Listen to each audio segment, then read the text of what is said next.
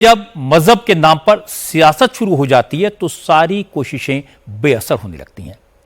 RSS ने मुस्लिम scholar से बात करके उनका अविश्वास दूर करने की कोशिश की, लेकिन कल रात दिल्ली के एक होटल में एक डिनर हुआ जिसमें जमीयत उलमा हिंद ने विपक्ष के नेताओं के साथ मुसलमानों के खिलाफ भेदभाव के मुद्दे पर आंदोलन की रणनीति बनाई। मौलाना महमूद मदनी की तरफ से दिए गए डिनर में समाजवादी पार्टी के सांसद जियाउर रहमान बर्क, इकरा हसन, मुहिबुल्लाह नदवी और हरिंद्र मलिक शामिल हुए। कांग्रेस की तरफ से इमरान प्रतापगढ़ी, इमरान मसूद और जावेद खान ने हिस्सा लिया। विपक्ष के तमाम सांसदों के साथ साथ आजाद समाज पार्टी के एमपी चंद्रशेखर आजाद भी इस डिनर में पहुंचे थे और मीटिंग में असम में बंगाली भाषियों पर जुल्म, माइनॉरिटीज के खिलाफ हेट स्पीचेस और हेट क्राइम, जाति जनगणना, फिलिस्तीन पर भारत सरकार के रुख के अलावा बिहार में वोटर लिस्ट के रिवीजन पर भी चर्चा हुई। जमीयत की तरफ से इन मुद्दों पर एक रिपोर्ट पेश की गई।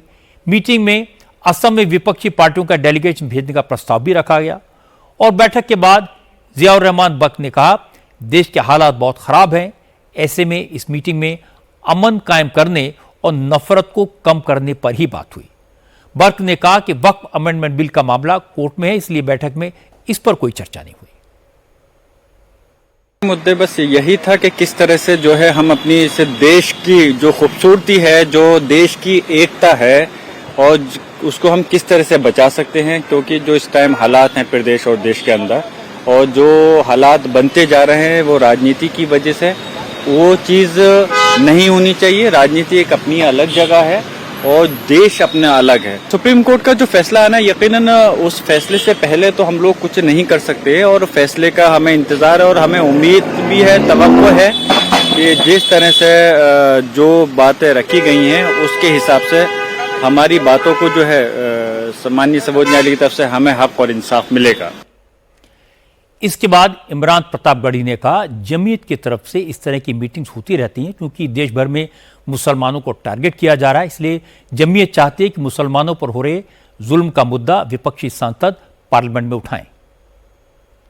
सामान्य सा डिनर था। जमीयत उलमा हिंद हर वर्ष इस तरह के प्रोग्राम, हर सेशन में इस तरह का प्रोग्राम करती है और बहुत अच्छी बातचीत हुई। कंट्री, कम्युनिटी, इन सब के इश्यूज पर बहुत अच्छा डिस्कशन हुआ। तमाम अलग अलग पार्टीज के एमपीज ने पार्टिसिपेट किया। देश में जो भी हेट क्राइम बढ़ रहा है, खासतौर से माइनॉरिटीज को जिस तरह टारगेट किया जा रहा है, उन तमाम इश्यूज पर डिस्कशन हुआ और जमीयत ने यह चाहा कि इस तरह के मुद्दों को पार्लियामेंट में रेज किया जाए।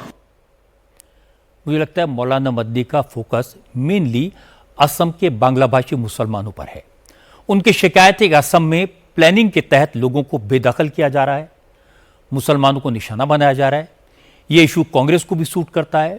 टीएमसी को भी ये कहने का मौका मिला कि बंगाली मुसलमानों को हर जगह टारगेट किया जा रहा है। प्रॉब्लम है कि सबने इश्यूज तो उठाए, पर इस मामले में करना क्या है, किससे बात करनी है, इस पर कोई कॉन्क्रीट सुझाव सामने नहीं आए। सरकार से किसी तरह के डायलॉग की बात नहीं हुई। मुझे लगता है कि ये मामला भी कोर्ट में जाएगा।